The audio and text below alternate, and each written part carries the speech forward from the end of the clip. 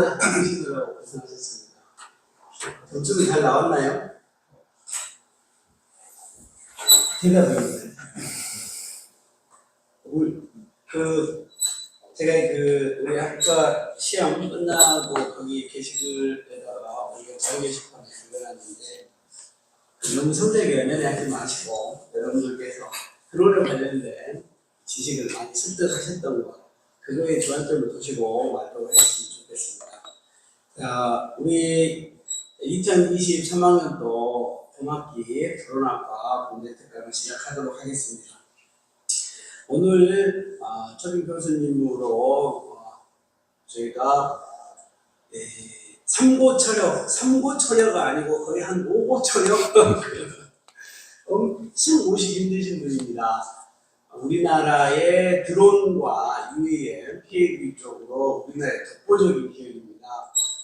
그리고 아마 또 유튜브 같은 데서도 여러분들 많이 보셨을 거예요. 해양 재난안전용 드론을 제조하시고 지금 많이 앞으로 계속 보급이 될 건데 해수욕장 같은 데 쓰고 또 감시 경찰 같은 데도 많이 사용하고 있고 그 외에 우리가 아는 지식들은 그렇게 아주 단편적인 그런 것밖에 없는데 사실은 그 뒤에 엄청나게 많은 드론 연구 개발과 제조를 하고 있는 주식회사 수비의 대표 이사님인 오인선 대표 이사님을 모셨습니다.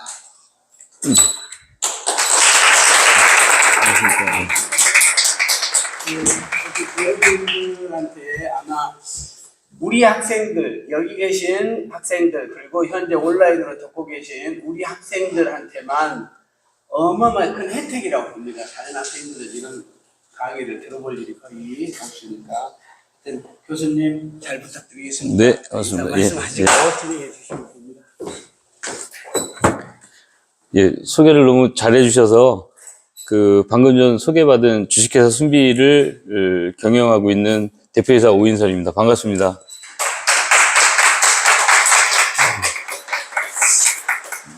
저희가 드론은 요새 거의 민수를 하지 않고 육해 공급만 하고 있거든요. 그래서 방위사업 직상증명 안에서 이제 하고 있기 때문에 드론을 제가 얘기하는 거는 전부 거의 다 보안사항 규정 위반이 될 것 같고, 그래서 최근에 지금 우리가 UAM이라고 하는 하드 아래서 PAV, Personal Air Vehicle하고 CAV, Cargo Air Vehicle를 지금 ADD에서 직접 수행을 하고 있습니다. 이제 그거에서 지난달에 1세대 기체에 대한 평가가 끝났거든요. 그래서 보안 규정이 해제되거나 1세대 기체가 이제 완성이 되면서 저희가 이제 상장 준비를 다 마쳤어요. 그래서 올해 상장을 하기 때문에 이제 정보 보안을 이제 저희가 공략해서 뚫어낼 만큼 뚫어서 이제 저희가 홍보에 활용하고 이렇게 해놓은 게 있거든요. 그래서 대학 강요 자리나 아니면 여의도에서 저희가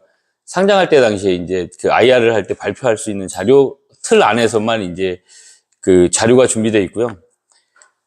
양방향으로 소통하는 걸 좋아하니까 자료 외에라도 연관해서 궁금한 게 있으면은 또 저도 질문을 하겠지만 질문을 해 주시면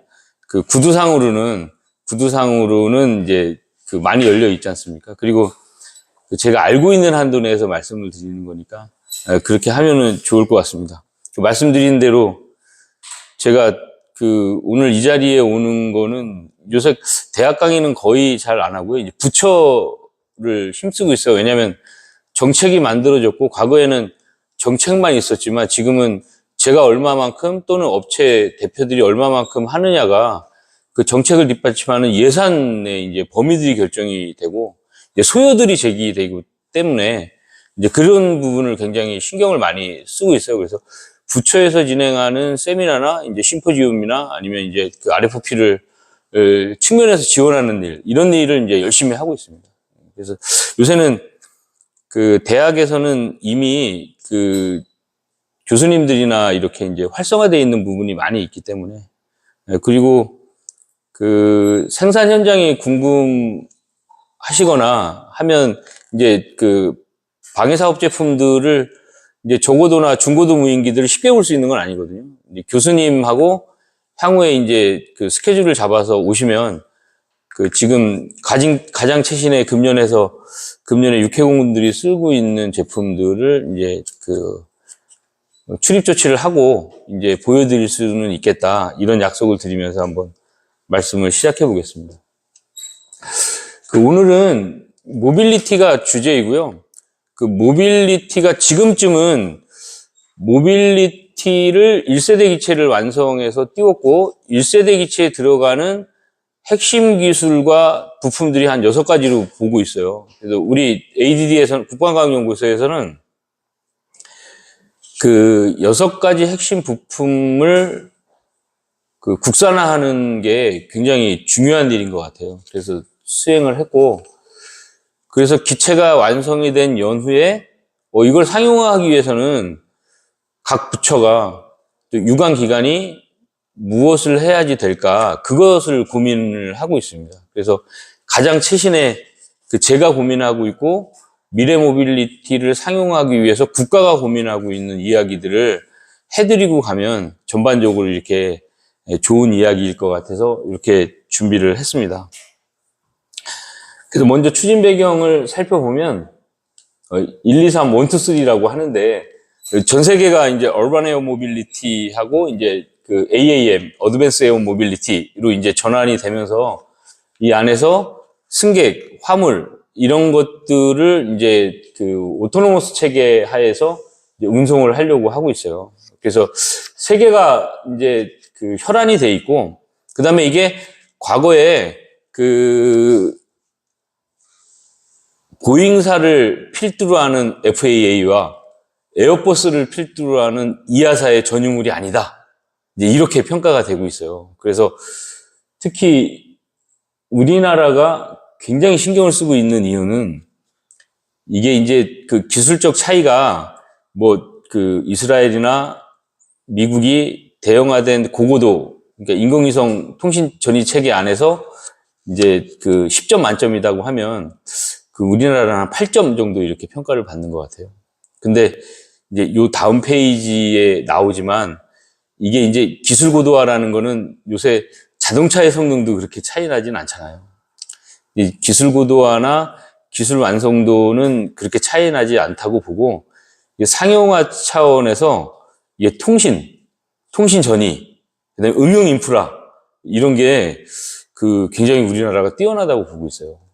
그래서 우리나라가 이 부분 1인승, 3인승, 5인승 더 나아가서 이제 윙레스 타입, 또 레스 타입 이렇게 갔을 때 이제 15인승까지 굉장히 우리나라가 전망이 있다. 이렇게 판단을 하는 것 같아요. 그래서 국토부에서 이미 2018년도에 드론교통 담당관이라고 하는 에어택시과라고 저희는 불렀는데 만들어서 이렇게 가고 있었죠. 벌써 UAM 지원 특별법이 발의가 되고 통과가 돼서 금년 10월부터 이제 시행이 됩니다. 이 법이 시행이 된다는 거는 인류가 살아가는 목표, 부처에서 어떤 화두를 가지고 이야기하든 그 안에 주제가 UAM이 들어가면 과거에 있었던 법과 제도를 다 돌파하고 새로운 이권을 창출해 주겠다 할 정도의 이제 특혜들이 들어가 있습니다. 그렇기 때문에 굉장히 중요한 것들이고요.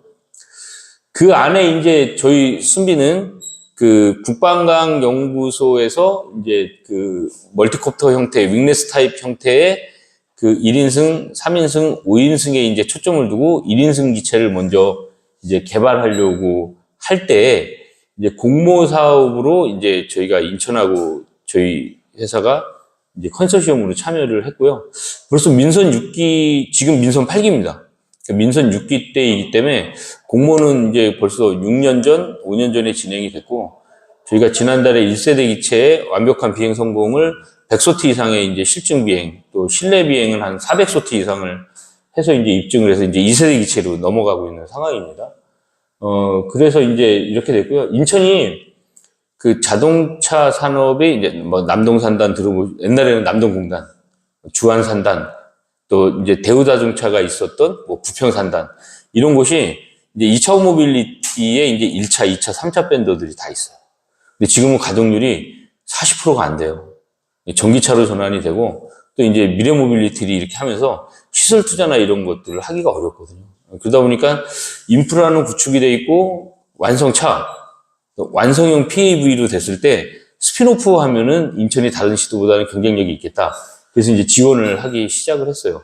그래서 이제 됐고, 이제 그 5시 방향에 있는 PAV 특별 자유화구역 지정 구축이라고 하는 거는 이제 저는 이제 회사 내에서 N2 그룹이라고 해요. 넥스트 앤 넥스트. 그러니까 다음과 그 다음을 준비하는 일들을 하거든요. 이게 이제 그 과거에는 헬기나 비행기들을 개발할 때 이제 그 인증도 중요하지만 실증할 수 있는 비행 실험실이나 그 가망이 안 된 상태에서 유인기를 실험할 수 있는 방법이 없었거든요. 저희는 그 이 일을 2년 전에 지정받았고 지정하기 전에 3년 전부터 국토부에다가 우리 기체가 이렇게 만들어지는데 만들어졌을 때 실험할 수 있는 곳이 없지 않느냐. 그래서 이제 정책을 선도해서 이제 이 국가 사업으로 공모를 하게 만들어서 저희는 이제 그 옹진군의 이런 그 특별 자유화구역을 지정을 받아갖고 있습니다. 이제 후에 보강 설명들을 하겠습니다. 그래서 이제 그 UAM이라고 불리우고 최근에는 이제 AAM이라고 불리우는 에어택시들이 이제 이렇게 가고 있는데 혹시 UAM은 뭐라고 정의 내릴 수 있고 그 안에 파부는 뭐라고 정의 내릴 수 있는지 정확하게 구분하실 수 있는 분 있으세요? 설명해 드릴까요? 예. UAM은 말 그대로 얼반 에어 모빌리티잖아요. 도심에서. 근데 저걸 MAM이라고도 불러요. 마운틴 에어 모빌리티. 그 다음에 시에어 모빌리티. 이렇게 부를 수도 있거든요. 그러니까 도심에서 운행하는 파부와 강원도 영월에서 운영하는 파부. 그 다음에 옹진군에서 섬을 횡단하고 종단하는 용도는 아마 다를 거예요. 그죠? 섬을 옮겨 다니려면 불시착을 수면에 했을 때 수면에서 그런 장치들이 있어야 될 거고 도심, UAM은 도심에서는 높은 빌딩도 있고 장애물들이 많죠. 그럼 장애물을 인지하고 감지하고 회피하는 장치들이나 또 빌딩 투 빌딩, 도어 투 도어를 해야 되잖아요. 그래서 이 교통 체계를 말하는 거거든요. 그래서 최근에는 AAM, 어드밴스, 얼반 에어 모빌리티에서 발전된 이제 그것을 얘기하는 거고 파브는 UAM, 도심에서 운영하는 기체 중에 아마 이런 게 있을 거예요. 우리 2차원 모빌리티로 돌아가 보면 마티즈 있죠? 아반떼 있죠? 제네시스 있죠? 그러니까 아반떼형 파부, 봉고차형 파부, 화물차형 파부 이렇게 있을 거잖아요. 그래서 그 얼반 에어 모빌리티를 채울 수 있는 그 실제 모빌리티 이런 것들을 구분하는 이야기예요. 근데 이게 잘 혼용이 돼서 쓰이고 의미가 잘 전달이 안 되고 있더라고요. 근데 이제 그 정부 당국자들도 이거를 의미를 이해하고 쓰지 않는 분들도 많이 있으니까 아마 그렇게 이해하시면 그 정답에 가깝지 않나 이렇게 보고 있습니다. 자, 모건 스탠리가 이야기했습니다. 왜 세계에서 한국이 이렇게 난리를 치고 있을까?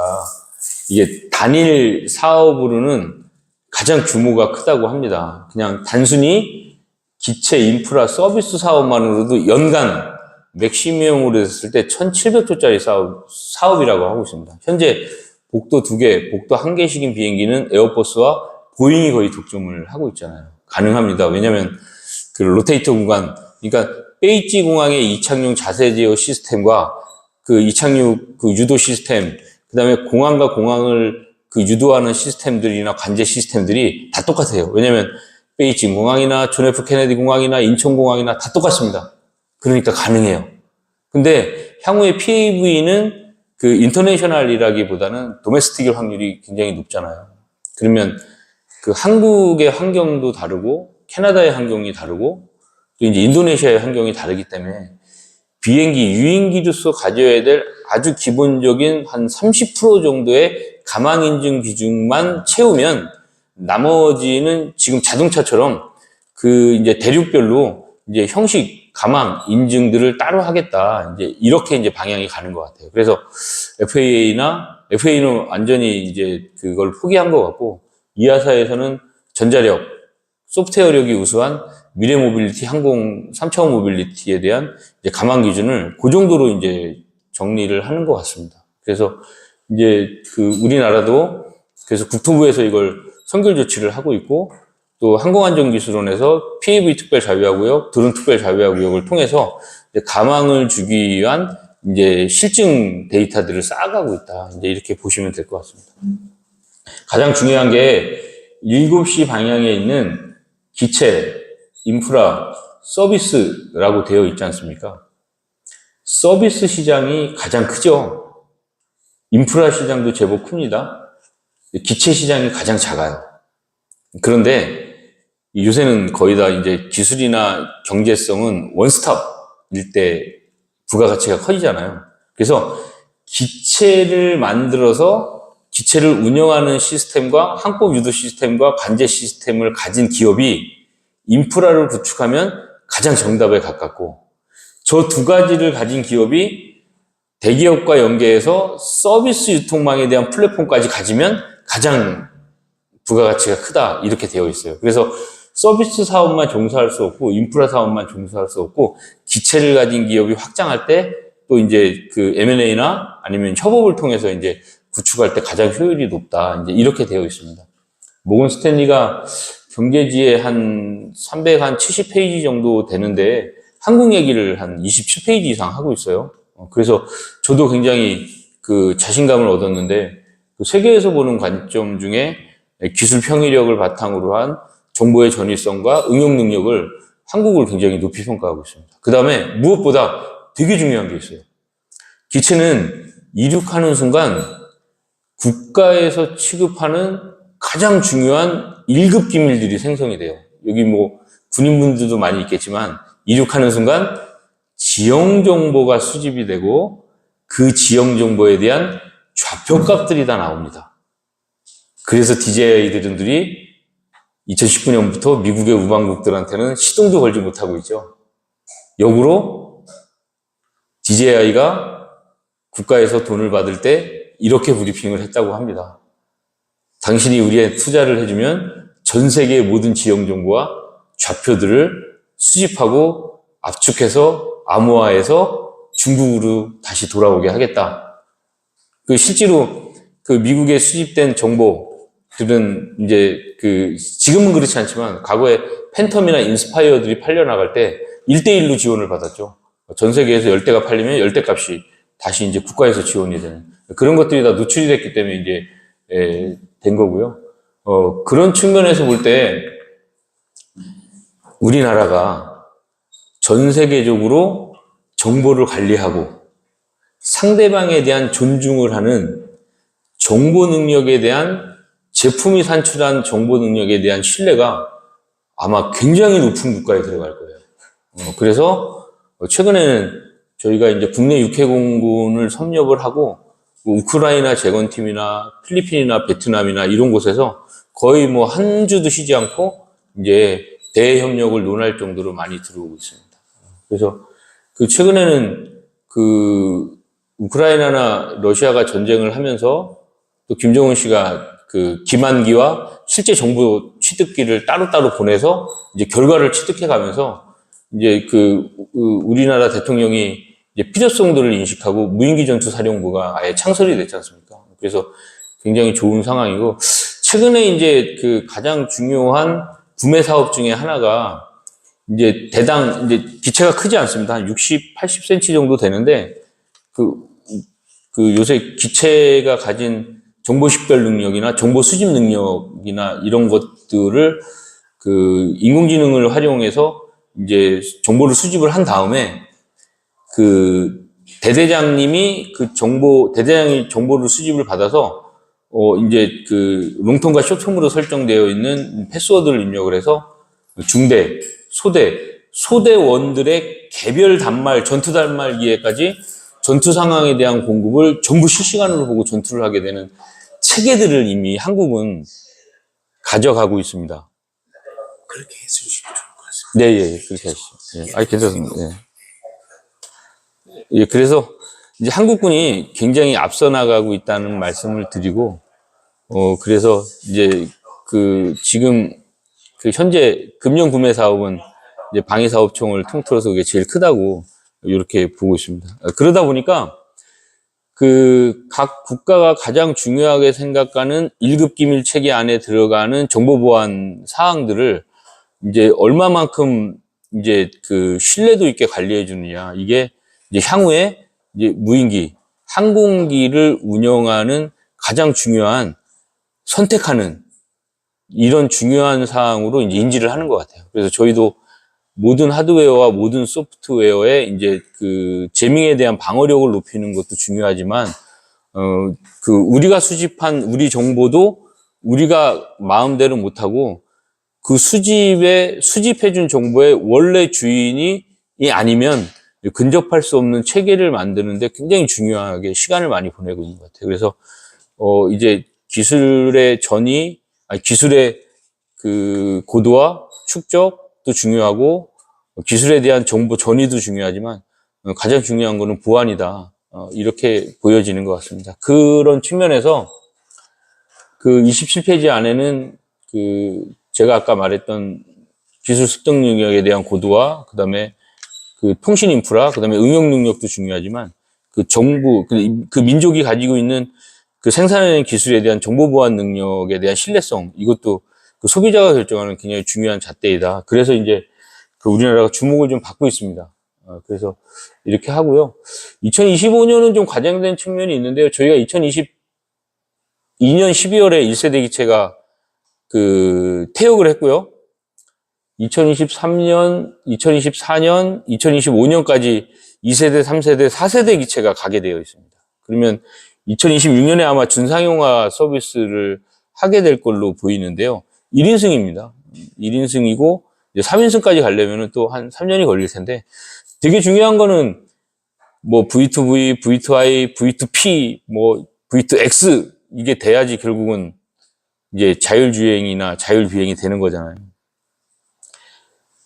지금 미래에, 이제 과기부 안에서는 이제 미래 선도위원회라고 있어요. 미래를 예측하는, 우리 회사에 있는 N2하고 비슷한 건데, 미래의 도로가 어떻게 될까요? 예측해 보신 적이 있나요? 상상해 보신 적은 있나요? 상상을 말로 하는 그룹들이 있어요. 요새 이제 과기부에서 6G 포럼이라든가 아니면은 이제 저궤도 인공위성을 발사하기 위한 발사체 말고 인공위성을 만들어서 이제 스페이스X가 하고자 하는 일들을 국가가 스페이스X에 양보할 리가 없잖아요. 누가 양보하겠어요? 국가가 정보 보안을 하려고 하겠지. 그래서 한국도 나로를 열심히 발사하는 이유는 저궤도 인공위성 발사체를 이제 획일화하려고 하는 거고, 발사했을 때 정보를 누출 안 하려고 하는 거고, 또 지상이나 이제 공중 체계 안에서 이제 애틀이라고 하는 한국전자통신연구원, 그다음에 항우연, 또 항공우주청으로 이제 통합이 되겠죠. 이제 정보는 또 통신은 따로 가겠지만, 이제 그런 틀 안에서 이제 하려고 하는 일들에 대한 그런 것들이 이제 가장 중요하게 작용을 하게 될 텐데, 6G가 완성이 되는 이때를 28년으로 보고 있어요. 퀄컴도 그렇고, 이제 한국전자통신연구원도 그렇고, 그렇게 되고 있는데, 결국은 이런 얘기거든요. 두 가지가 화두더라고요. 지금 자동차가 열심히 도로를 달리고 있어요. 근데 전기차든 수소차든 지금 현재의 물리력을 바탕으로 하는 차든 해결이 안 되는 게 있어요. 그게 뭐냐면, 아무도 해결을 할 수 없기 때문에 문제 삼지 않는 거예요. 화석연료를 떼서 지구가 오염이 되는 거는 25%예요. 그럼 나머지 15%는 뭐냐면, 저도 1년에 한 8짝은 달아드리는 것 같아요. 타이어 분진. 그럼 타이어만 다나요? 아스팔트도 상당히 달죠. 그리고 아스팔트와 타이어가 분진이 생기면서 가장 안 좋은 이제 브레이크 패드 분진. 이런 것들은 해결할 방법이 없잖아요. 그런데 이 차들이 이미 차선을 인지하고 앞차를 인지한 지 오래됐어요. 그래서 전기차들도 과거에는 전기 모다가 차동 기어를 돌렸죠. 그래서 이제 분산 추진했는데 지금은 이제 액슈얼 모터나 BLDC 모터가 각각 1, 2, 3, 4번을 제어하면서 직접 제어를 하잖아요. 그래서 중간에 이제 미션도 없어지고 다 없어지는 체계로 가요. 그럼 서 있는 바퀴가 눕지 말라는 법 없죠? 그러면 양력, 그러니까 회전력이 양력으로 가면서 한 50cm만 이륙을 하면 양쪽 차선 이미 인지하고 앞차 인지한 지는 오래됐으니까 굉장히 원활하겠죠. 그러면 아스팔트 분진, 타이어 분진, 브레이크 패드 분진 안 생기고 오히려 양력 추력 안에 흡입이 일어나니까 먼지들을 걸러서 제거하면서 훨씬 더 클린한 곳이 될 수 있겠죠. 그래서 저희 회사가 이제 그 투자를 12개 기관으로부터 이제 국가로부터도 이제 조금 이따 나오겠지만 많이 받았지만 가장 최근에는 한국타이어 회장님, 부회장님이 저희 상장하기 전에 SI 투자를 하려고 가장 저희 회사에 러브콜을 많이 보내고 있습니다. 왜냐면 이런 사실을 한국타이어도 다 예견하고 있거든요. 그래서 한국타이어는 순비가 가장 큰 적이다. 그 적을 우리 편으로 만들어야 되겠다. 이제 이런 목표 아래 오셨다고 하고 가장 의미 있었던 건 되게 뿌듯했던 건 저도 아들 셋이 있어서 아들에 대한 이 존경심이나 아들에 대한 이런 것들이 해결될 텐데 그 회장님이 오실 때 아들을 데리고 왔더라고요. 그래서 굉장히 속으로 제가 뿌듯했던 그런 기억들이 있습니다. 그렇기 때문에 그렇게 전환될 가능성에 대한 하나하고 또 하나는 제가 아까 말씀드렸던 V2X, V2I, V2V, 비이클과 비이클끼리 통신을 하고 내가 가진 개인 정보 단말기를 통해서 나의 위치와 내가 가고자 하는 방향에 대해서 이미 이제 비이클이 이해를 하고 있고 또 비이클이 지금 내 앞에 있는 교차로의 신호와 오른쪽의 신호와 왼쪽의 신호와 지금 신호와 그 다음 신호와 그 다음 신호 내 뒤에서 오는 비이클 내 오른쪽에서 오는 비이클을 다 이해하고 있는데 지금과 같은 신호 체계가 아니고 아마 하늘에서 내려다보면 오른쪽 왼쪽 왼쪽 오른쪽 막 X, Y, Z 무분별하게 막 다니는 것 같이 보이겠지만 굉장히 질서정연하게 타점이 없이 막 다니겠죠. 그게 2028년이라고 국가선도위원회에 어느 과학자도 하나 이견이 없습니다. 그런데 그때 저는 또는 여러분이 인공지능이 운전하지 않는 체계 안에서 내가 하나가 거기서 운전을 하고 있다라면 이 체계가 유지가 되겠습니까? 우리가 앞으로 운전할 수 있는 기회는 길어야 5년이다. 이렇게 이제 국가선도위원회에서는 바라보더라고요. 그럼 운전을 어떻게 하느냐? 과거에 2기통, 4기통, 8기통 향수가 있는 머신들을 서킷이나 아니면 어떤 특별히 이제 인간이 운전할 수 있는 그걸 즐길 수 있는 이런 곳에서 이제 할 수 있겠다. 이제 이렇게 이야기하고 있습니다. 조금 더 나가 볼까요? 그러면 그 2차원 모빌리티가 3차원 모빌리티가 동시에 생기겠죠. 2028년이 되면. 그러면 2차원 모빌리티의 현재 수요가 70%가 3차원으로 간다고 합니다. 그러면 굉장히 여유 있는 공간이 될 거고, 여유 안에서 훨씬 더 이제 확장된 정확한 2차원 모빌리티의 이제 출발점과 종점이 생길 텐데요. 그러면 지금 만들어 놓은 인프라는 다 어떻게 되는 거예요? 주차장, 고속도로, 고가. 지금 수요에 비해서 너무 많은 인프라가 만들어졌어요. 그래서 그것도 같이 논의합니다. 어떤 도로부터 없앨 거냐. 그러면 지금 저 도로들은 어떻게 활용을 할 거냐. 이런 얘기도 하고 있습니다. 제가 우리 주주들이 가장 걱정하고 있는 일이 있습니다. 제가 바이크를 엄청 좋아합니다. 바이크를 11대를 가지고 있습니다. 아메리칸도 있고, 또 이제 네이키드라는 것도 있고, 그 다음에 저는 서킷에서, 포뮬러 1에서 300km를 넘나드는 서킷 바이크 선수를 한 지 거의 20년 가까이 됩니다. 그래서, 물론 이제 재작년에 은퇴를 했습니다. 왜냐면, 이제 나이를 먹으니까, 이제 후배들에 비해서 진입 속도와 이제 코너는 따라가겠는데, 탈출 속도가 느리다 보니까, 이제 많이 사고가 나서, 제가 재작년에 요추가 부러지고, 이제 이러면서 이제, 그 경기를 마지막으로 제가 은퇴를 했고, 지금은 스포츠 주행만 하고 있고, 회사가, 이제 그래서 이제 모토GP, 모토사이클 경기를 응원하는 개념으로 제가 금년에 이제 한국에서 열리는 F1, F2에서 열리는 모든 경기에 메인 스폰을 해드리고 있습니다. 저희가 이제 광고비를 쓸 수 있는 게 있기 때문에. 그래서 이제 그런 상황으로 가고 있는데, 그래서 국가위원회에다가 이런 얘기를 했어요. 그러면 도로가, 그 고속도로가 있고, 자동차 전용 도로가 있습니다. 그 다음에 국도가 있고, 뭐 이제 이런 도로가 있지 않습니까? 그러면 이제 그 세계에서 딱 두 나라만 바이크가 고속도로를 못 타거든요. 근데 우리나라도 이제 거기에 들어가 있어요. 근데 이제 잘 모르는 사람들은, 바이크도 고속도로를 타게 해달라, 다른 나라처럼. 근데 별로 왜냐면 서킷을 즐기는 분들은 그 고속도로를 타면 속도를 즐기려고 하는데 이미 서킷이 있고, 서킷에서 300km든 400km든 마음껏 즐길 수 있는데 고속도로 올라갈 일은 없고요. 왜냐면 그 우리나라가 고속도로하고 그 자동차 전용가 너무 잘 돼 있어서 국도로 차가 잘 안 다녀요.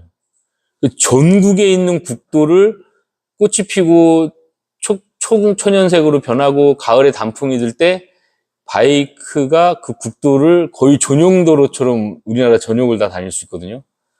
예, 여기 남자분들도 많이 계시고 요새는 여자분들도 텐덤을 거절하지 않습니까? 자기가 오너드라이브가 되겠다고 이제 하면서 바이크를 거의 10명 중에 4명은 이제 그 여성 오너들이고요.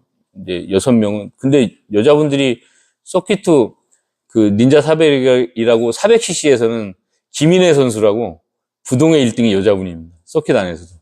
뭐든지 여성분들이 남자보다 훨씬 잘하는 것 같습니다. 실제로 하면. 그래서 그 바이크를 아직 경험해 보지 못한 분이 있다면, 제가 보증을 하는데 꼭 경험해 보시기를, 다치는 거는 제가 이제 보장을 못 하는데, 근데 공도에서는 잘 안 다칩니다, 공도에서. 안전하게 타시면 좋을 것 같고요. 여담 좀 드렸습니다. 제가 오늘 할 얘기가, 뭐, 저런 얘기들은 이제, 당연히 수반되는 얘기고, 밑에 보면, 3차원 공간정보, 6G, 공간정보의 표준화, 이 얘기를 제가 이제 여러분들께 해드리려고 왔어요. 그래서 이거는 거의 뭐, 이제 다른 드론 회사들도 이런 얘기는 할 수가 없고요. 왜냐면, 그 6G 포럼과 위성 포럼에 동시에 들어가 있는 회사는 저희 회사 하나밖에 없습니다. 뭐, 기술 집단 기업들이니까 아마 이 통신력, 그 다음에 소프트웨어력, 항공 설계력, 그냥 공력, 다이나믹이나 뭐 이제 항전력, 여러 가지를 동시에 구사하고 있는 회사가 사실은 뭐 한국에 드론 회사가 그렇게 많다고 하는데 사실 많지 않거든요. 그래서 그런 부분들이 과학기술위원회나 뭐 정보통신위원회나 이렇게 되려면 쉬운 얘기는 아니니까. 그래서 이제 이런 얘기들을 여러분께 한번 해드리면 어떤가 해서 이제 들고 나왔고요. 이 얘기를 하려면 이제 어디까지 가 있는지가 중요한데, 저희 회사 잠깐 소개해 드리면요.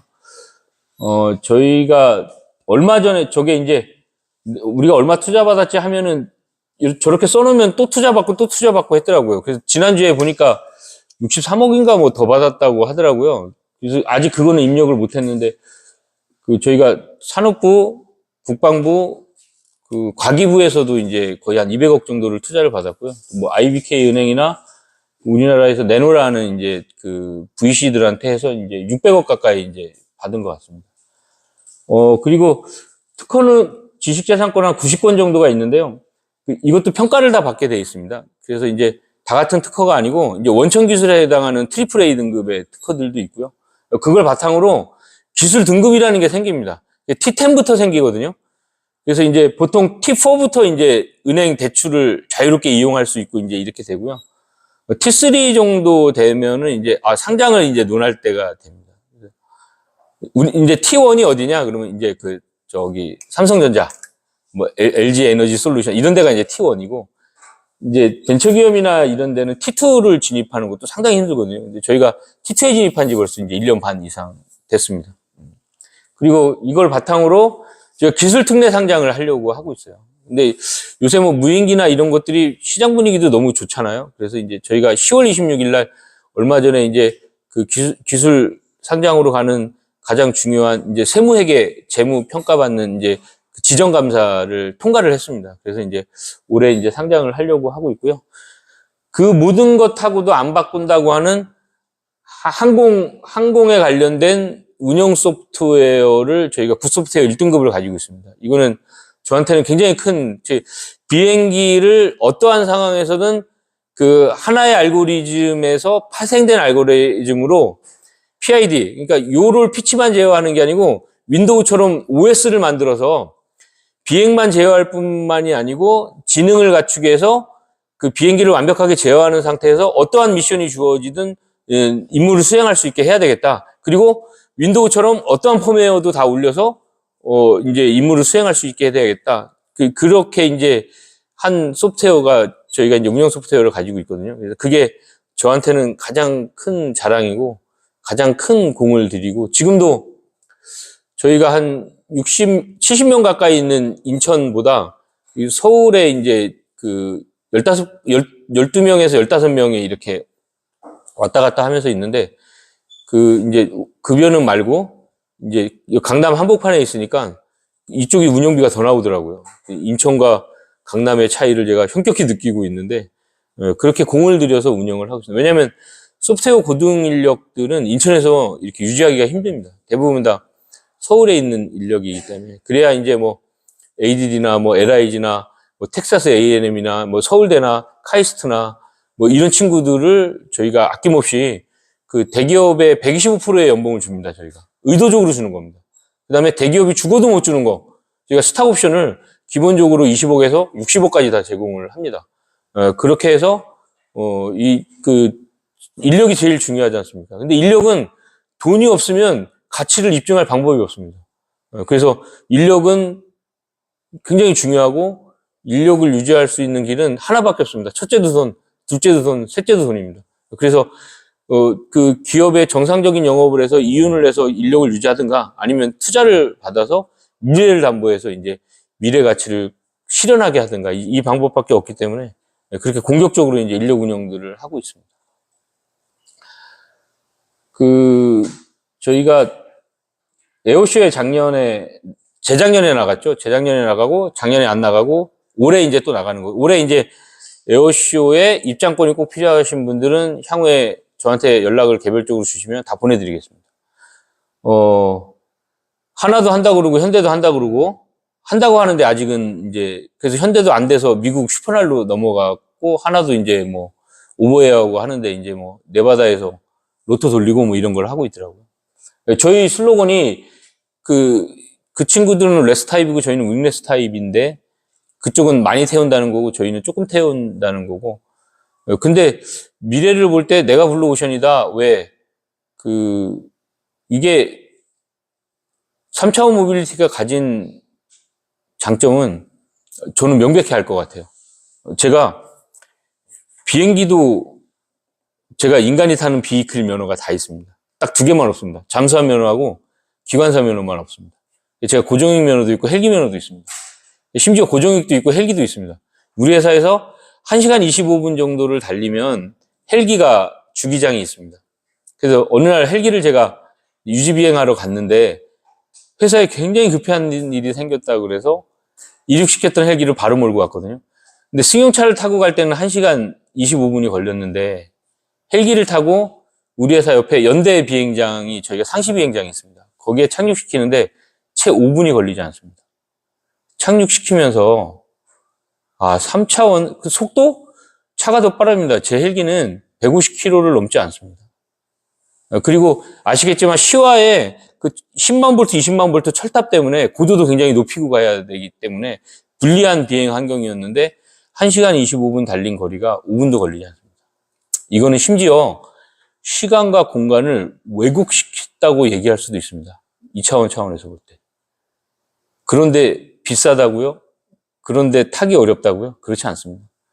가망 인증은 자동차 형식 인증보다 훨씬 어렵습니다. 매우 안전할 거고요. 공간도 왜곡시키고 시간도 왜곡시킨다면 그리고 보편화된 플랫폼 안에서 늘 탈 수 있는 기회가 생기면 그 공간과 시간을 왜곡시키는 일에 몰두할 거지 10명, 20명 타려고 1시간 기다렸다고 옮겨가지 않을 거라는 거예요. 1명 또는 2명 또는 3명이 빠르게 원하는 시간에 목적지까지 이동하길 바랄 거라서 현대나 하나가 하고자 하는 다인승보다 제가 하고자 하는 소인승이 훨씬 블루오션일 거다. 저는 확신하고 있습니다. 그래서 이제 가고 있는 거고요. 슬로건도 목업은 가라였습니다. 현대 하나를 겨냥을 해서 너희들은 목업, 가짜를 가지고 나왔지 우리는 실제 이륙기를 가지고 나왔어. 가라라고 하는 말을 저희가 영어로 썼는데요. 가로 열고 일본어로도 썼었습니다. 가라는 getaway라는 뜻도 있지만 일본말로 가라, 니네 거짓이지 이런 표현을 가지고 와서 공격적으로 저희가 했고요. 이 이후로도 저희가 이제 상당히 높은 밸류로 저희가 지금 상장 전인데도 1000억 밸류를 받고 있으니까요. 그 강소기업, 벤처기업으로서는 그 상장 밸류가 아주 높을 거라고 이제 이렇게 보고 있습니다.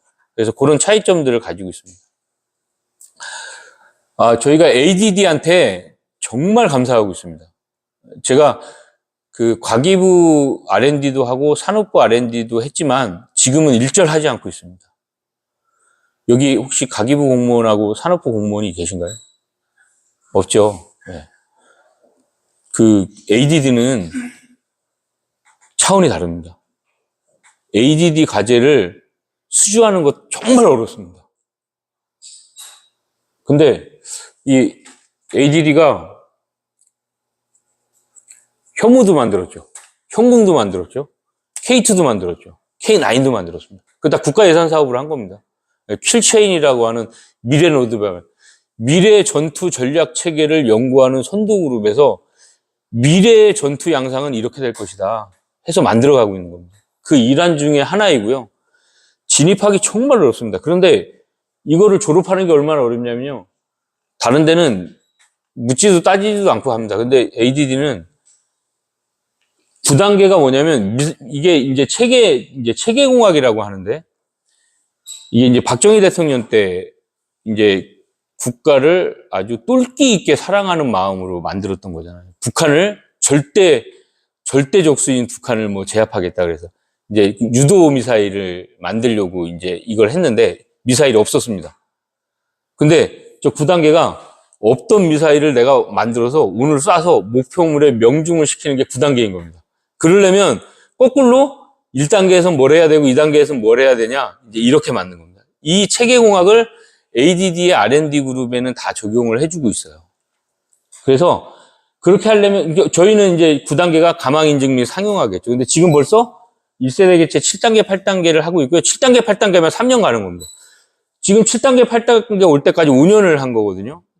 1단계를 수행을 해서 진도평가라는 걸 해서 통과가 돼야 2단계로 넘어가면서 돈을 줍니다. 또 2단계를 진도평가를 해서 통과가 돼야 3단계 돈을 줍니다. 이거는 정말 살인적입니다. 그래서 ADD 과제는 실패가 없다. 왜? 죽어도 실패가 없습니다. 무조건 해야 되는 겁니다. 실패가 하면 두 가지밖에 없습니다. 대표이사가 이 과제의 총괄 책임자니까 대표이사 갑자기 비명 행사를 하거나 아니면 회사가 망하거나 그러면 책임이 면제됩니다. 그러지 않고는 죽을 때까지 해야 됩니다. 그리고 이렇게 체계적으로 과거에 백곰도 만들고 현무도 만들고 형궁도 만들었던 경험과 기술 축적을 회사한테 다 줍니다. 기술 고도화를 실현해 갈 수 있도록.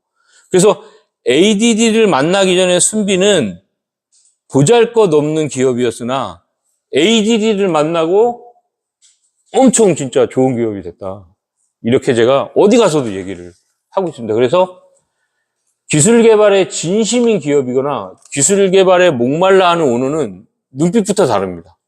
거짓말하고 속이고 없는 기술 있다고 하고 남의 거 갖다가 내 거인 것처럼 하고 하는 녀석들은 눈빛도 다릅니다. 해본 사람은 압니다, 그걸. 그거를 내 자식, 내 와이프, 나의 영혼까지도 바쳐서 기술 개발에 진심인 사람과 그렇지 않은 사람은 진짜 차이가 많이 납니다. 그래서 제가 ADD를 말 나올 때마다 극찬을 하는 거고요. 그래서 굉장히 중요하게 생각하는 제 사업적 파트너입니다. 그래서 그런 진심인 분들한테는 제가 늘 추천을 합니다.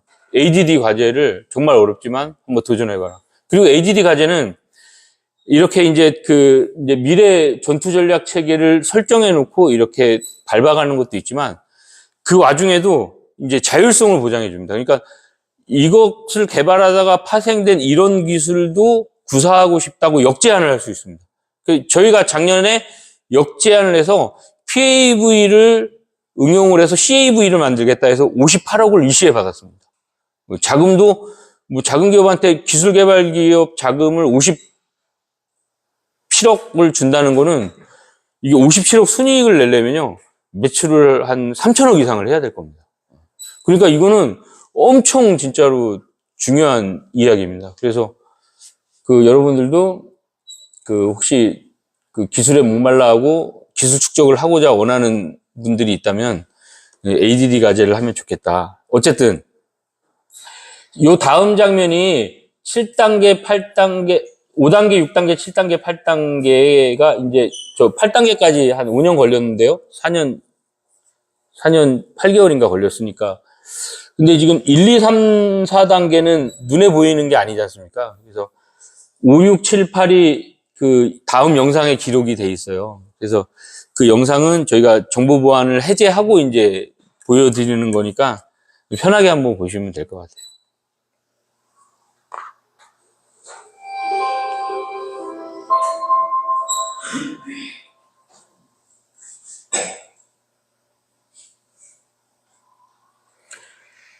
저희가 실내에서 비행 실험을 할 수 있는 그라운드 테스트 벤치라고 하는 실내 비행 실험실을 가지고 있습니다. 프로펠러도 우리가 ADD에서는 한국이 가지길 원했고요.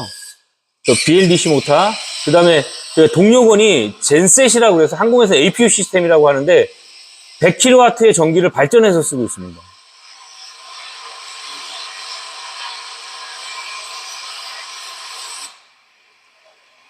그리고 지금 뼈대만 있는데 저걸 항공업계에서는 이제 아이언버드라고 합니다. 아이언버드 상태에서 실험을 하는데 모터를 하나 돌릴 때, 두 개 돌릴 때마다 몇 달씩 걸렸거든요. 그러니까 저게 중복해서 이제 에너지 변환을 하니까 불나고 폭발하고가 한 거의 1년 반 이상 한 것 같아요. 저 때가 제일 힘들었던 것 같고요.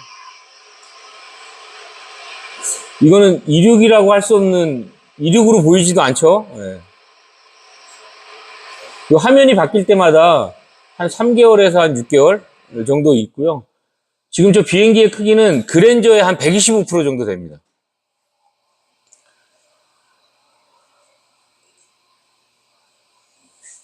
이제 실패하는 장면들도 이렇게 기록이 돼 있고.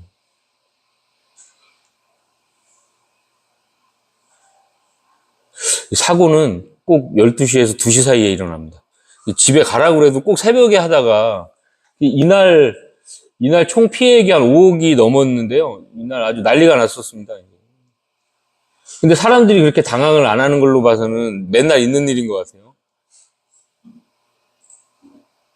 저게 이제 저렇게 비행 변이가 일어나는데도 많이 망가지지 않게 이제 설계되어 있어요.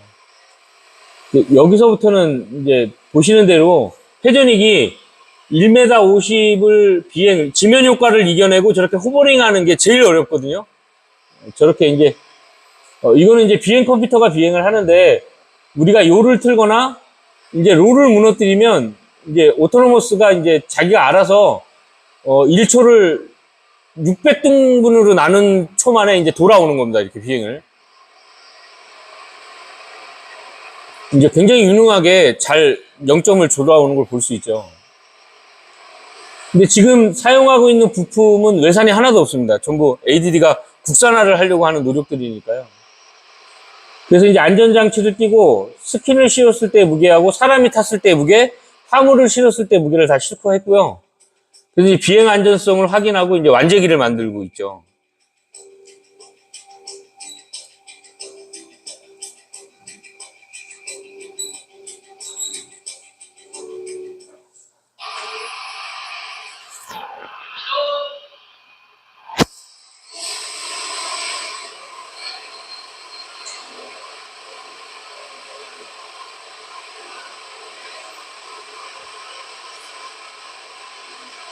이 뒷모습입니다. 뒷모습. 저희가 데이터베이스화 해놓고 368회 이제 실내 비행을 했는데요. 그냥 한 게 아니고 이제 소프트웨어적으로 뭐 배풍이 불었을 때, 우측 박풍이 불었을 때, 오늘은 습도가 얼마이고, 또 비 오는 날, 이런 것들을 다 설정해서 이제 비행을 다 해서 데이터를 수집을 했습니다.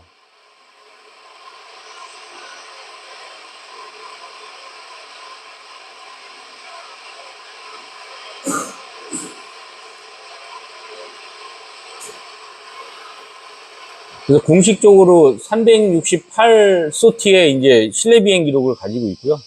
아까 말씀드렸다시피 저희가 그 비행을 마음껏 실험할 수 있는 국토부에서 이제 그 장관님의 권한을 위임해 준 장소를 가지고 있어요. 당연히 저희 혼자 한 일은 아니고요. 국방과학연구소가 도와주지 않았으면 안 되는 일이죠.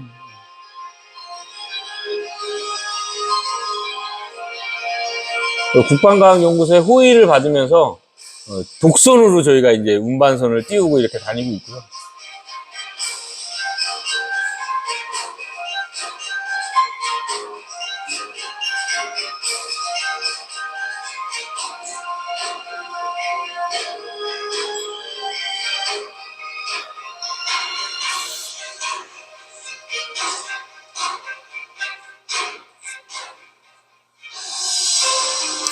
그 방사비행이라 그래서 바둑판처럼 이렇게 선을, 가상의 선을 긋고 50m마다 하나씩 이렇게 띄우면서 이제 전자파, 그 다음에 그 자기장, 이런 것들을 다 체크해야 됩니다.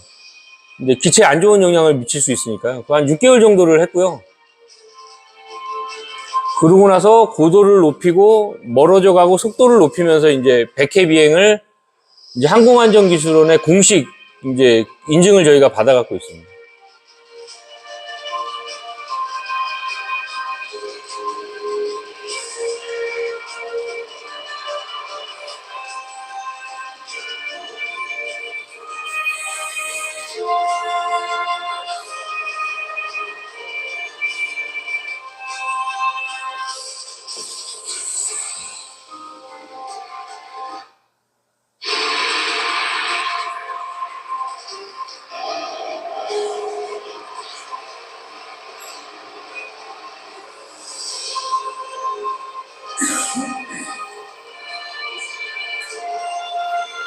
지금 이 비행이 작년에 12월 18일인가 이제 마지막 비행이고요. 이제 이 기체는 이제 자기 임무를 다 하고 작년에 퇴역을 했습니다. 그래서 이제 그 저희 본사에 와 있습니다. 방금 전에 비행했던 곳이 지금 그 PAV 특별 자유화 구역이라고 하는 국토부에서 이제 이렇게 해줬고요. 육해공군이 당연히 공역을 이제 협조해 준 공간입니다. 지금 오른쪽에 보시는 대로 이제 그 1번 그 자월도에는 비행센터가 이제 공사 중에 있습니다. 이곳은 원래는 유인기는 이 6가지 제도 때문에 절대 비행을 할 수가 없습니다. 가망 인증이 되기 전까지. 그런데 가망 인증 전에 이 6가지 사항은 국토교통부 장관의 이제 정권입니다. 그거를 웅진 군수와 저한테 이제 전부 다 일임을 해줘서 이제 이걸 자유롭게 비행을 하고 있고요.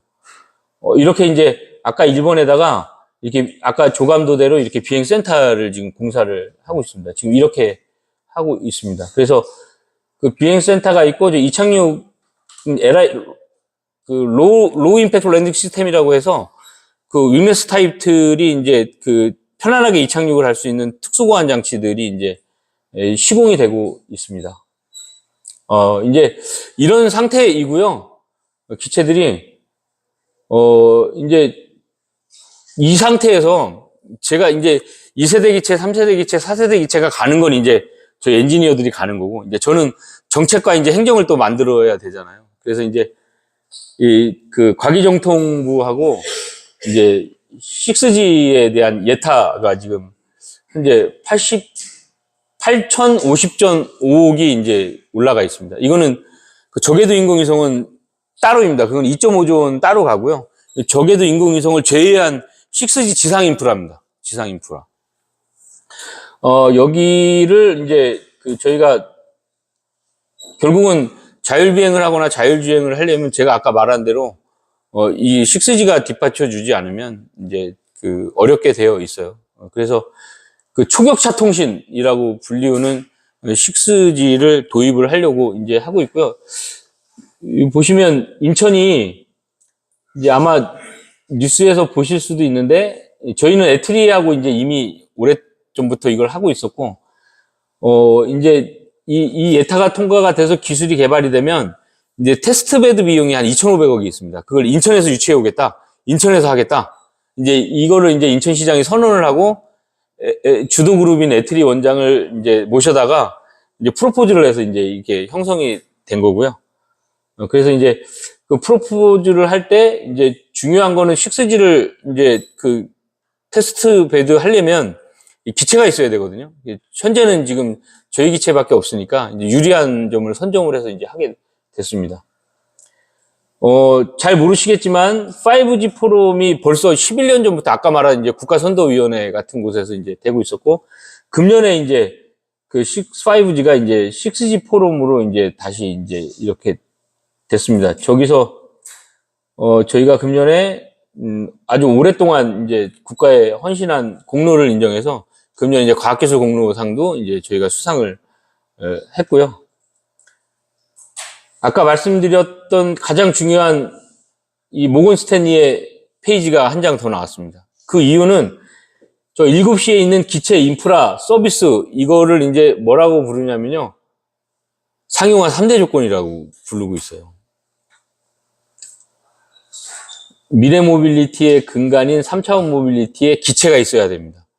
근데 ADD의 목표는 기체만 있을 뿐만 아니고 저 안에 사용되는 가장 중요한 핵심 기술과 핵심 부품을 다 소유하겠다. 이게 목표입니다. 그게 국가 간의 경쟁력이고 ADD의 자존심이다. 이제 이렇게 얘기하는 겁니다. 저걸 소유하고 나면 이 녀석을 이륙시키고 착륙시키고 항법 유도하고 관제하고 이럴 인프라가 필요합니다. 이거를 저희가 자월도에 하나하나 다 구축을 아까 말씀드린 대로 하고 있습니다. 그 다음에 뭐가 필요하냐? 이 기체와 이 인프라가 다 들어가 있는 지금의 도시가 아닌 3차원 모빌리티가 근간이 되는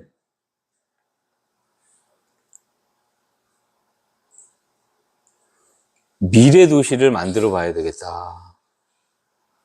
근데 이거는 1,000억? 2,000억? 이런 거 갖고 되는 게 아니잖아요.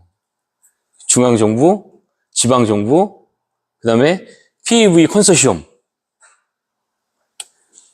한 1조 5천억 정도가 들어가더라고요. 오늘 이후에 뉴스를 찾아보세요. 열심히 움직이는 사람이 있고, 미래 모빌리티를 바탕으로 하는 미래 모빌리티 도시 공모 사업이 지금 국토부에서 가고 있습니다. 이걸 전제로 하는 겁니다. 그 다음에 윤석열 대통령이 UAE 펀드라고 해서 UAE 펀드 공모 사업도 하고 있거든요. 이것도 또 응모되어 있습니다. 그래서 미래도 3차원 모빌리티와 2차원 모빌리티가 근간이 되는 부재는 당연히 자율비행이거나 자율주행, 오토노머스 운영 체계이겠죠. 그게 중간이 되는 미래도시, 이게 이제 지금 가장 큰 화두예요. 그래서 우리 순비와 인천은 PAV가 근간이 되는 미래도시를 이렇게 만들어 보겠다 해서 이제 벌써 제안이 돼서 가고 있어요. 그래서 아마 내년 3월에 이 공모 사업에 순비 컨소시엄이 주사업자로 선정이 됐다. 이거를 단연코 보실 수 있을 거라는 약속을 드립니다.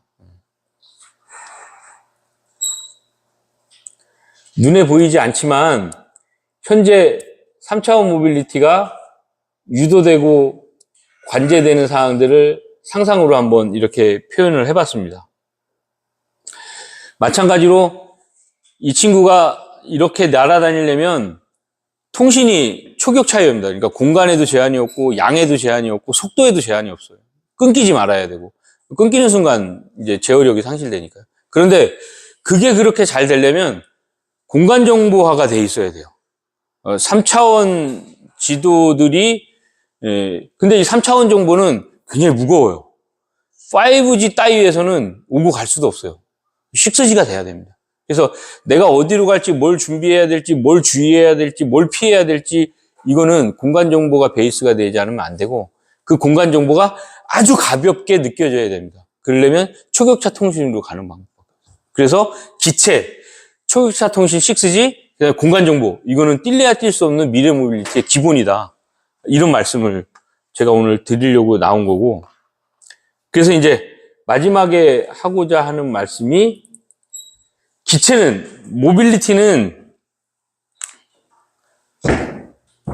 이 모빌리티는 순비가 왜 주목을 받을까요? 자동차도 미션으로 돌렸습니다. 선박도 전진과 후진 기어를 넣어서 미션으로 돌렸습니다.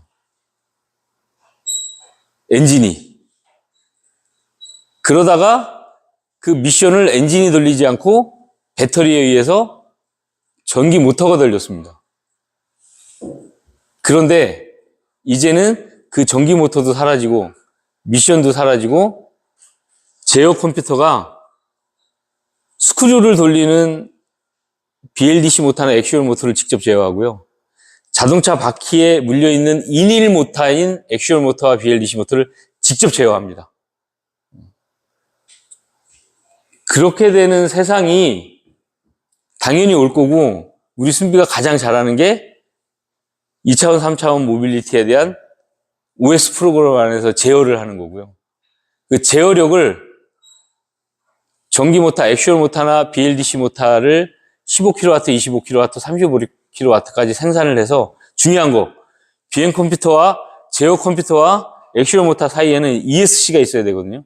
전자변속기. 이것들을 한 라인으로 저희가 구동축을 해서 제어를 해내고 있기 때문에 이제 많은 투자금들이 몰리고 있는 겁니다. 그래서 굉장히 중요한 기업이기 때문에 향후에 저희가 상장을 하면 눈여겨봐 주시고 많이 구매하시면 주주분들께 제가 최대의 이익을 돌려드리겠다. 이런 말씀을 부수적으로 드립니다. 이 친구가 만들어지고 나면 이 친구와 이 친구가 없으면 이 친구는 무용지물입니다. 그래서 이 세 개가 반드시 결합이 돼야 됩니다. V2X, V2I, V2P, V2V가 되는 환경은 6G가 줄 거고요. 어디로 갈지, 무엇을 피해야 될지, 내가 어떤 임무를 수행해야 할지에 대한 근간은 여기에 세종대학교가 있고, 저기에 서울대학교가 있고, 저기에 인천시청이 있고 하는 공간 정보가 모두 담겨야 됩니다. 그래서 이게 하나로 돼야지만 이제 전국 이송망, 사람을 수송하든 물류를 수송하든 전국 이송망이라는 건 상당히 중요하거든요. 그 세 개가 구축이 된다. 이렇게 되어 있습니다. 예, 그래서 저희는 아까는 전자통신연구원하고 가기부하고 하지만 이거는 국토교통부하고 LX하고 이미 6G와 모빌리티를 결합한 공간정보 구축 예타 사업을 추진하고 있습니다. 정부가, 대한민국 정부가 얼마나 발빠르게 움직이고 있는지, 뭐, 욕먹는 공무원들도 있지만 요새는 정말 공무원들이 열심히 일합니다. 그래서 국가 예지력이라는 게 생겼고요. 그래서 이렇게 빨리빨리 대처를 하는 공무원들한테 정말 이제 그 박수를 쳐줄만 하다. 이렇게 저는 느끼고 있습니다. 예. 이것을 마지막으로 모든 얘기를 마치겠습니다. 감사합니다.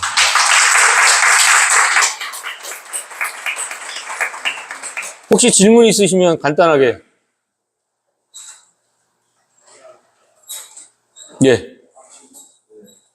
지금 이제 PAV라고 해서 이제 퍼스널 에어피크 있잖아요. 네. 개인 항공 교통수단이다 이렇게 이제 우리가 정의할 수 있을 것 같은데요. 네. 그러면은 여기 보면 이제 핵심 기술이 F6S라면서 비행 제어 컴퓨터 시스템을 통해서 이렇게 전반을 제어한다 이런 말씀을 드리는데요. 자 그러면 이제 과연 우리가 이제 그 시동화는 2025년도에 가능할 것이다라고 우리 대표님께서 말씀하셨는데, 자 그랬을 때 이 시동화 단계에서는 모든 것들이 다 비행제어 컴퓨터 시스템에 의해서 이 비행기가 적용이 될 수 있는 것인지, 아니면은 예를 들어서 초경량 비행장치라든가 뭐 기타 다른 어떤 자격증이 생겨서 그런 사람들이 운영을 할 수 있는 것인지 이런 것도 좀 궁금하거든요. 예. 일단 이제 그거는 국가가 어떤 방향성을 갖추느냐인데, 국가가 방향성을 잡는 거는 과학기술의 발전에 대한 확신이겠죠. 근데 재작 2년 전까지는 오파부, OPPAV, 오퍼레이팅 파브라고 해서 파이럿이 있는 상태를 이야기했거든요. 근데 지금은 오토노머스 체계를 이야기하잖아요. 그래서 6G와 공간 정보가 결합이 된 인공지능을 갖춘 에어 모빌리티는 이륙과 착륙과 모든 항법 유도를 자동으로 가져가겠다.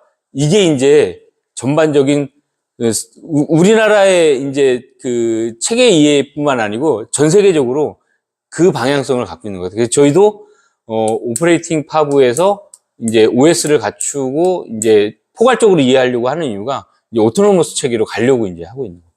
전반적으로 자동화 시스템으로 예. 예. 운영이 될 것이다. 예. 그리고 제가 개인적으로 느끼는 것도 여기 혹시 헬기 면허 있으신 분? 그 누구나 다 있지 않나요? 예. 헬기를 실제로 조정해 보면 인간이 만든 그 물리력 중에 가장 제어하기가 어려운 거예요. 그런데 이 헬기가 제어가 되고 나면 수직 이착륙을 통해서 공간과 시간을 왜곡시키는 일을 제일 잘할 수 있다 이렇게 느끼고 있거든요. 근데 그거를 사람이 조정하는 게 그렇게 조종 스트레스가 많아요. 근데 그거를 비행 OS가 대신해서 뭐 이제 프라이머리 시스템, 세컨더리 시스템, 리던던치 시스템까지 가서 완벽하게 제어를 하고 유도를 한다면 굉장히 이제 그 좋을 수 있거든요. 그래서 그걸 표상하고 있습니다. 한 가지만 더 말씀드리면 2025년도에 이제 좀 실용화 단계가 계속해서 생각을 하고 있고 또 그런 자유별도 이제 발표가 되고 있는 것 같습니다. 근데 실제적으로 국내에서 실용화를 할 수 있는 지역을 어디로 보고 계신지. 예, 이제 국가에서는 이제 1년이나 2년 앞서가는 것 같아요. 왜냐면 행정을 먼저 발표해야 행정의 논리를 명분을 쌓아야 예산이 나오잖아요. 예산이 있어야 또 이제 따라가니까 이제 정부는 약간 이제 뻥 스펙이 좀 있다. 근데 그거는 합리적인 뻥 스펙이다. 당연히 행정을 선도하기 위한.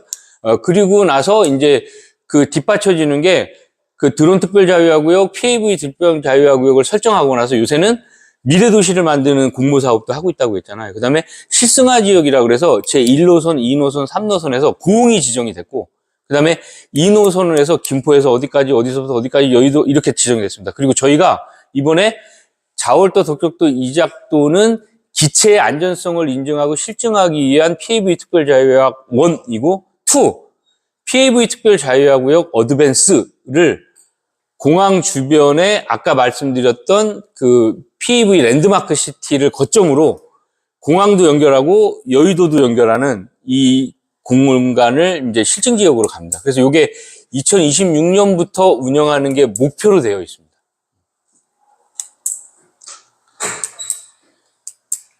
또 다른 질문 있으신 분? 혹시 무인기에 대해서도 궁금한 게 있으신가요?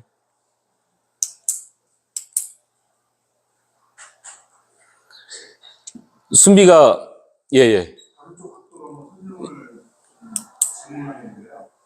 우리가 지금 코드가 1800로 말에 키우기가 전속 기계가 다 되는 상태에서 보편화가 되는 이유가 이제 보편화가 많이 되는 게 할부제도나 제도상으로 네네. 아예 잘 분석이 되는 거거든요. 지금 보면 우리나라가 기술력으로 뛰어난 건 인정합니다. 근데 중요한 거는 시장이 작고 그다음에 제도적인 국가에서 제도적으로 뒷받침 굉장히 미약하거든요. 그리고 이제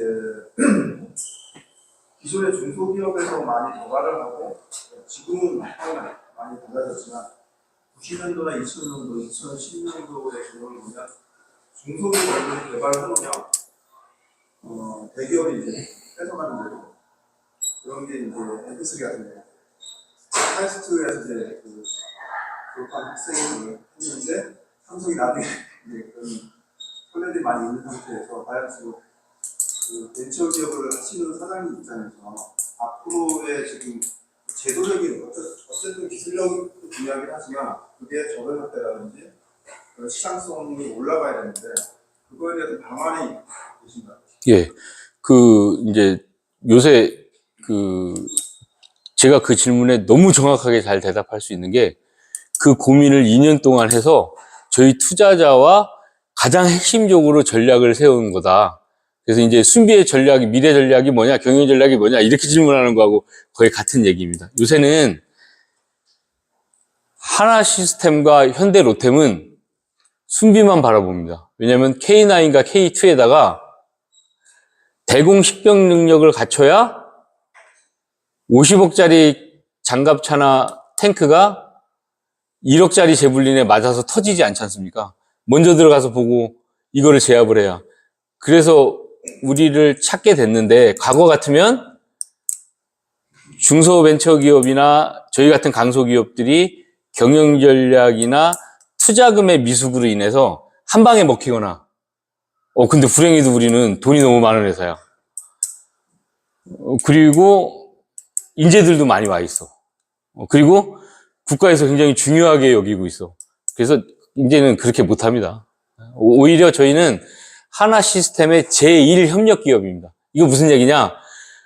하나 시스템의 제2 협력 기업은 우리가 납품하는 게 다 하나로 찍혀서 나갑니다. 근데 저희는 순위로 다 찍혀서 나갑니다. 하나가 우리 걸 갖고 수출을 해도 우리 기체에는 우리 마크가 찍혀 있습니다. 그렇게 해서 협력 관계로 가고 있고요. 이제 하나가 이제 직접 무인기를 생산하거나 하지는 않으니까. 그 다음에 사실은 이제 무기 체계에 타기 위해서는 5년 전, 6년 전부터 국가에서 뭐 이제 계속 R&D 개발 사업들을 하거든요. 이것도 계속 같이 수행을 하면서 파트너로서 존속을 하고 있습니다. 그리고 요새 이제 저희가 삼성이나 현대나 이런 데는 좀 기업 문화가 다른 것 같고, 하나는 굉장히 공격적으로 파트너의 장점을 부각시켜주고 살려주는 기업이다, 이렇게 보고 있습니다. 그래서 우리가 하나하고 협력하고 있는 것에 불만이 하나도 없고요. 굉장히 많은 도움을, 또 우리 인력이나 이제 기술력의 미업들이나 이런 것들도 교류를 하고, 특히 품질 관리. 우리가 아무리 잘한다 그래도 경영, 기술, 뭐 이런 것들은 다 받쳐지는데, 품질은 대기업의 기준하고 우리하고는 다르거든요. 이 품질 향상 능력이 상당히 좋아졌습니다, 저희가. 그래서 대기업들한테 많이 받고 있고요. 또 하나 걱정하는 거. 우리가 기체를 수십조 원씩 들여서 생산을 할 거냐. 근데 그건 우리만의 문제가 아니고, 이제 모빌리티를 생산하는 플랫폼은 어쨌든 통합이 된다고 보고 있어요. 그러니까 현대자동차를 생산하던 플랫폼이 이륜차도 생산을 하고 우리 PAV도 생산하고 이렇게 될 거라고 우리는 보고 있고요. 쌍용 자동차가 저희한테 로봇콜을 많이 보내고 있어요. 쌍용 자동차가 여러 가지 픽업들을 전기차로 양산화 전환을 하면서 그 플랫폼에 우리 PAV 1인승과 6m짜리 윙스팬의 무인기를 생산하고 싶다. 이제 이렇게 로봇콜을 보내기도 하고 또 다른 데서도 보내기도 하고. 그래서 저희가 현대나 기아 이런 데는 이미 과거 동력으로부터 확고부동한 게 있잖아요. 이런 데하고는 별로 왜냐면 사용하는 문장이나 단어가 달라. 근데 이제 신흥 세력들, 네이버, 카카오 이런 데는 저희하고 잘 맞거든요. 그래서 플랫폼화 될 가능성이 높고, 나중에 운영도 이걸 구매하는 게 아니거든요. 이거는 지방정부나 운영사업자가 따로 있어요. 10대를 보유하고 100대를 보유한. 거기에 우리처럼 아반떼급 PAV, 또 그 다음에 뭐 제네시스급 PAV, 봉고차급 PAV 이런 것들을 플랫폼에 싹 받아들이겠죠. 그게 현대일 수도 있고 카카오일 수도 있고 또는 SK그룹일 수도 있죠. 요새 SK그룹이 이걸 하려고 이제 LCC, 이제 운항면을 막 받으려고 하고 있어요. 그 안에 우리는 아마 아반떼급 PAV나 마티즈급 PAV를 공급하는 회사가 될 거예요. 그러면 이 플랫폼으로 가보면 플랫폼은 여기저기 버티 허브, 지금의 인천공항이나 청주공항 같은, 그 다음에 버티 스테이션, 지금의 시외버스 고속터미널 같은, 버티 포트, 그 다음에 지금의 버스 정류장 같은 버티 스테이션, 이런 것들이 이렇게 유기적으로 연결이 되겠죠. 그럴 때 주기장에서 떠다니고 하늘에도 이제 정차가 될 거고 어디 서 있을 거잖아요. 그럴 때 예를 들어서 PAV를 이용할 사람은 아무나 이용을 하는 게 아니고 PAV를 이용할 수 있는 카드를 다운로드를 받은 분들만 이용할 수 있어요. 근데 그게 무료일까요? 유료일 겁니다. 아마 3천만 원짜리 카드를 다운받는 분이 있을 거고 똑같이 5천만 원짜리를 다운받는 분이 있을 거고 아마 1억을 다운받는 분들이 있을 거예요. 3천만 원짜리 다운로드를 받은 사람과 5천만 원짜리를 받은 사람이 같은 시간대에 부르면 누가 먼저 타고 가겠습니까? 네, 당연합니다. 네. 기다리겠습니까? 이 사람은 기다려도 이 사람은 안 기다리겠죠. 근데 심지어 1억짜리를 다운로드를 받은 사람은 이미 국가의 이미그레이션 정보도 패스되어 있는 분입니다. 그래서 언제나 PAV를 타고 게이트웨이까지 가서 연계를 맺어져 있는 국가끼리 항공기 복도 2개씩인 비행기와 1개씩인 비행기를 타고 아무 데나 갈 수 있을 겁니다. 한국에 와도 바로 게이트웨이에서 PAV를 타고 여의도로 발송할 수 있겠죠. 1억짜리를 다운받으신 분은. 그만큼 신원보증과 신뢰, 그 다음에 경제적 보상까지 다 한 상태이겠죠. 이렇게 차별돼서 운영이 되는 방향으로 국가가 플랫폼을 세우고 있다. 여기까지는 내가 알고 있는 부분입니다. 한 가지만 더. 예. 보통 이 지금 시스템도 AI하고 같이 공유를 해야 되나? 공유를 해야 되나? 네네네. 그러니까 예를 들면 옛날에 에어컨을 설치하려고 기사가 이제 결과를 얘기해줘요. 근데 요즘은 에어컨 설치하면 에어컨 자체에서 테스트를 해가지고 기사한테 명령을 해요. 다 됐으니까 이제 가라고. 네. 예를 들면 무슨 생각이 있는데 지금 보면 AI는 인공지능 반복 학습을 합니다. 보면 이건 저기 다른 관점이지만 그 역사적으로 보면 소외계층들이 앞으로 더 소외될 수 있다는 관점이 있거든요. 예. 지금 앞에서 보면 1,000만원짜리 구독권을 갖고 있는 사람과 1억짜리 구독권을 갖고 있는 사람도 어쨌든 거기서 차별이 생기는 거고, 그리고 지금은 이제 기술의 발전을 계속 갈 수가 있는 건데 그거를 관리하는 인간의 판단이라는 거예요. 그리고 그걸 모든 거를 판단, 인간 어떤 기업을 인간의 판단, 그 오너가 결론을 내느냐라는 관점인데, 지금 미국이나 유럽 같은 경우에는 지금 모든 지금 스타트업 기업들이 인력을 많이 포장을 해서 예를 들면 많이 감축하는 쪽으로, 그러니까 외부적으로는 사람을 많이 유하는 것 같지만 실질적으로 개발하는 그 기업의 입장에서는 인력을 많이 1, 2%로 기업을 운영할 수 있다. 다른 쪽의 관점을 많이 갖고 있거든요. 그래서 지금 제가 지금 질문을 드리고 싶은 거는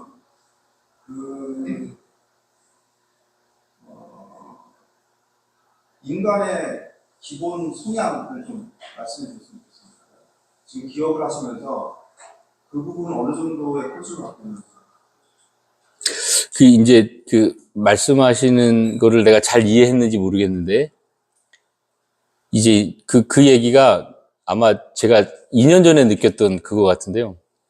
이제 인공지능은 뭐 아시겠지만 칼만 필터 방식이 있고 학습에 의한, 학습을 기본으로 해서 스스로 이제 인지해서 경험 발전시키는 게 있고, 거기까지는 인간이 학습시키는 거거든요. 근데 요새는 인공지능이 스스로 인공지능을 발전시키잖아요. 네. 그래서 저희가 장애물을 하나 서 있는 거는 오른쪽이나 왼쪽으로 피해라고 가르쳤고, 이렇게 늘어서 있으면은 위로 올라가서 피하라고 가르쳤고, 내가 X에 있으면 Y로 다가오거나 비켜가거나 올라가거나 이런 것들을 학습하라고 가르쳤거든요. 그래서 어느 날 학습한 대로 잘하나 이렇게 봤는데, 저희가 이렇게 해서 이게 장애물이 있으면 이렇게 돌아가고 이렇게 돌아가는데 쫙 펼쳐져 있으면 상승해야 되잖아요. 그래서 이렇게 가서 이렇게 앉으라고 가르쳤거든요. 근데 어느 날 얘가 이러더니 딱 걸어오더니 이렇게 사선으로 가서 앉더라고요.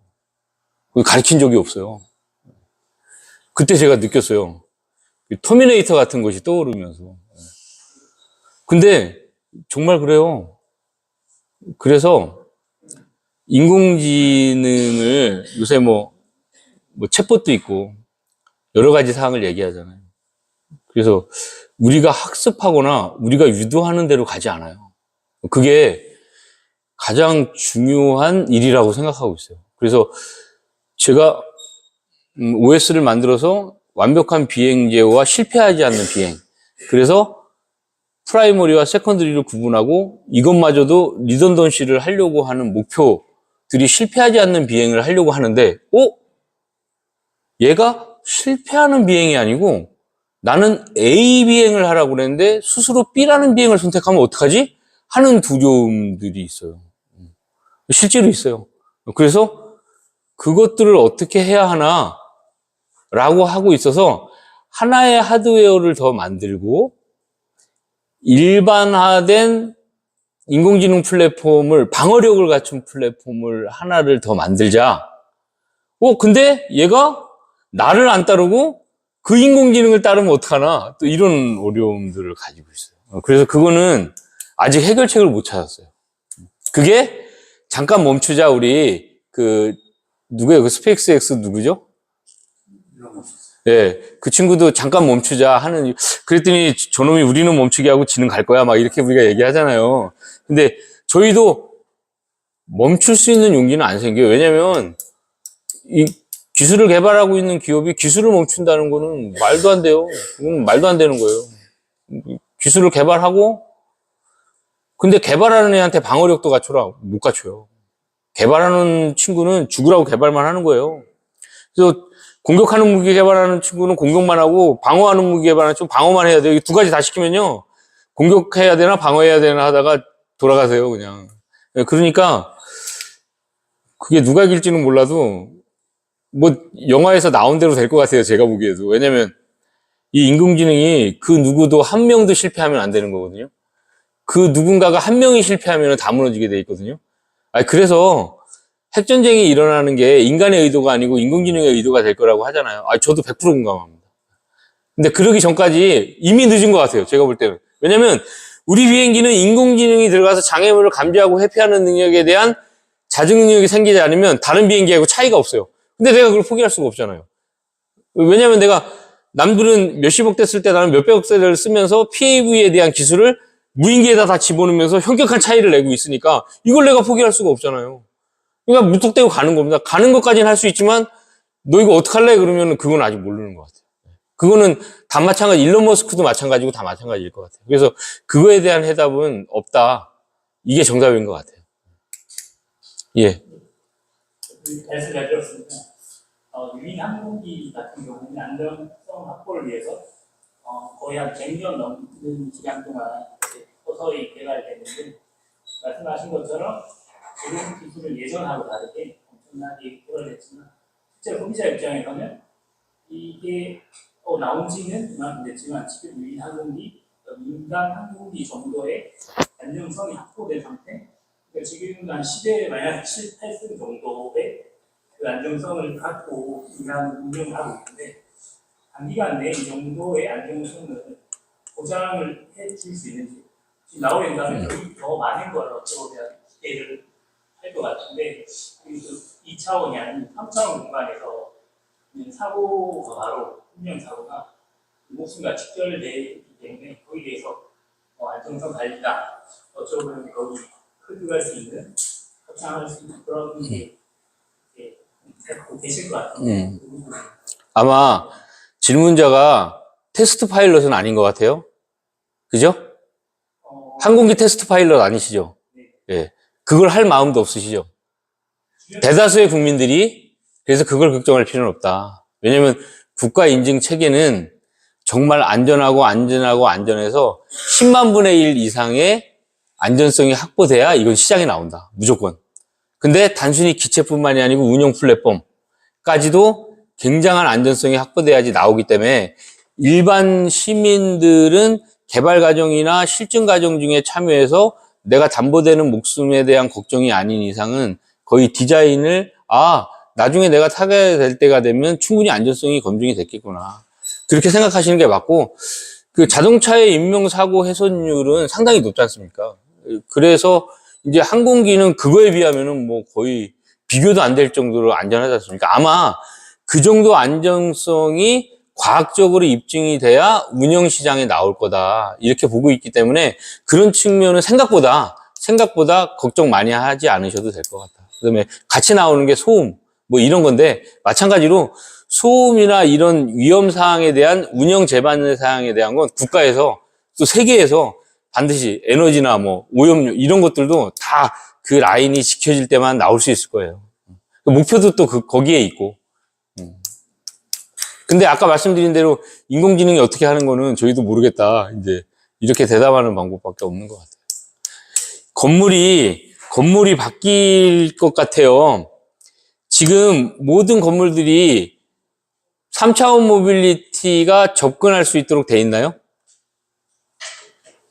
안 돼 있잖아요. 똑같은 얘기 같아요. 이게 미래가 디자인이 돼야 된다. 그 디자인 중에 건물도 아마 PAV나 이런 것들이 또는 CAV가 이런 것들이 원활하게 건물들도 뭐가 보강 구조가 되거나 아니면 신규 건물들은 예측해. 우리 사람들도 걱정하신 대로 시끄럽고 안전한가? 시끄럽지 않고 안전하구나. 라고 또 새로 디자인이 되겠대요. 미래는 전부 다 새롭게 디자인되는 세상이 아닐까. 그래서 아까 제가 마지막에 말씀드린 대로 기체, 아주 안전한 기체, 끊기지 않고 제한이 없는 통신, 그 다음에 털끝 하나 망가지지 않는 공간정보 체계. 이게 이제 기본이 되는 세상이 오면 걱정하신 부분들이 모두 해결이 되지 않을까, 이렇게 보고 있습니다. 다음 질문 한 분만 더 받고요. 질문 대답하고 왜냐하면 다른 강의가 또 있기 때문에 많은 또 대표님도 하셔야 됩니다. 예. 한 분만 질문 안 하시는 분들 한 분만 하시면 대표님께서 잘 들었습니다. 근데 안정성에 대해서도 이제 이게 어떻게 보면 이제 항공기지 않습니까? 예. 항공기가 그렇기 때문에 이게 어떤 지상에 있는 전기와는 어떤 안전에 문제가 되면 사고가 나게 되면 크게 사고가 나는데 통상 제가 알기로는 이제 무인기에 대해서 가망 인증들이 이게 세계적으로 이제 이카오라든지 FAA에서 한 게 기존에는 이제 유인기의 어떤 가망 인증법을 따라가다가 무인기가 이제 별도로 제정된 항목이 몇 개 없는 걸로 알고 있습니다. 근데 지금 이제 우리가 이제 파벌을 선도적으로 하게 되면 우리가 어떤 거기에 적용되는 기술이라든지 어떤 부품에 대해서 어떤 세계적인 국제 표준을 우리가 가장 먼저 할 수가 있지 않습니까? 그런 데에 대해서 지금 어떤 중국이라든지 어떤 해외 다른 어떤 기업들하고 그 표준에 대해서 어느 정도 좀 공유가 되는 그런 부분이 있습니다. 예, 이제 가망 그러면은 군 가망을 받아서 자국에서 사용하는 거는 별 문제가 없고, 근데 내가 한국 시장을 점령을 하고 필리핀이나 뭐 어디나 사우디나 뭐 이런 쪽으로 나갈 수 있느냐 없느냐 이잖아요. 그러면은 크게 이제 걸리는 게 FAA의 가망 인증과 이하사의 가망 인증이죠. 말씀드린 대로 보잉사가 FAA와 협잡해서 아무도 안 주고 있고, 이하사는 에어버스한테만 주고 아무도 안 주죠. 러시아에도 좋은 비행기가 있고 중국에도 좋은 비행기가 있지만 완전히 알파부터 오메가까지 주관적인 입장을 갖다 놓고 다른 비행기의 가망 인증은 다 안 해주고 있어요. 이제 그게 가능했는데 FAA도 이하사도 미래 비행기는 기본적으로 항공기니까 이런 소재를 사용하고 뭐 아주 이런 기본적인 거 30% 정도만 가망 인증이 지켜지면 이게 이제 인터내셔널로 다닐 건 아니니까 그건 아주 멀리 있는 미래 같아요. 이제 동력원이 되질 않으니까 최대 400km에서 600km. 우리도 지금 그 배터리로 사용하는 그 이 버전은 12분밖에 비행을 못하고 APU 시스템, 그러니까 발전해서 쓰는 비행기만 67분을 하는 거거든요. 저희가 2세대 기체에서는 90분을 하려고 하는 거죠. 얘가 150km로 간다고 해도 지금 그 300km를 움직이지 못하잖아요. 그러면 상업성이 없으니까 400km 또는 600km를 가야 여기서 칭다오를 가고 여기서 도쿄 정도는 가야지 이제 뭐가 되는 거잖아요. 이제 그런 상황으로 가려고 한다는 입장에서 봤을 때 가망 인증은 FAA는 포기했습니다. 이미.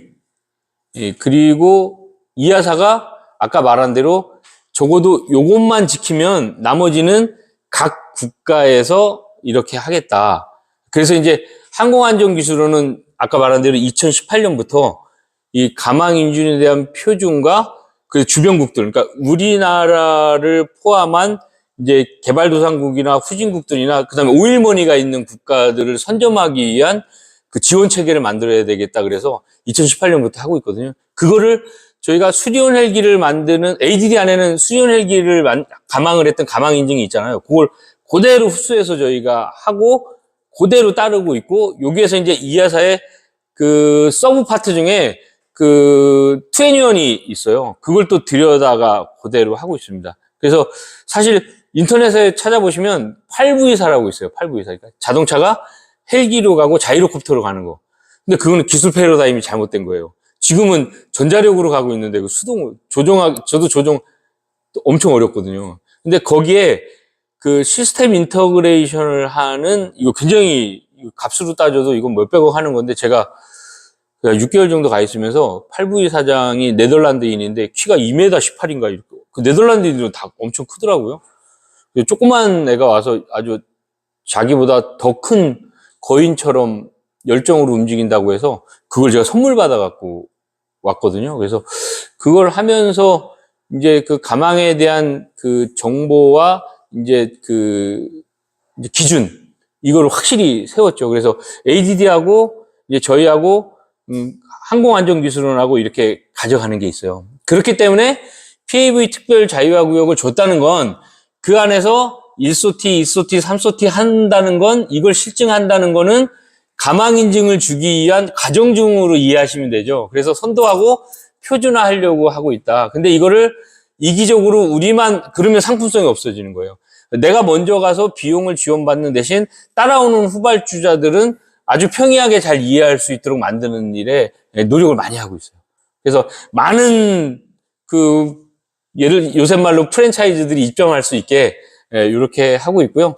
그 기체나 또 저희가 그 실험이 진심인 친구들, 우리 회사가, 저희 회사가 가진 인프라 중에 개별 기술도 있지만 그 개별 기술을 확인하는 실험 과정과 실험을 하면서 데이터를 축적을 해서 데이터를 다시 다음 기술 개발에 활용하는 이게 굉장히 큰 재산입니다, 저희가. 그래서 저희가 그 기업들의 기술은 이미 포함하고 있으니 기술 도약을 꿈꾸는 기업들은 저희 그 실험 시스템에 와서 저희가 아주 안정적인 데이터를 산출해서 돌려드릴 수 있다.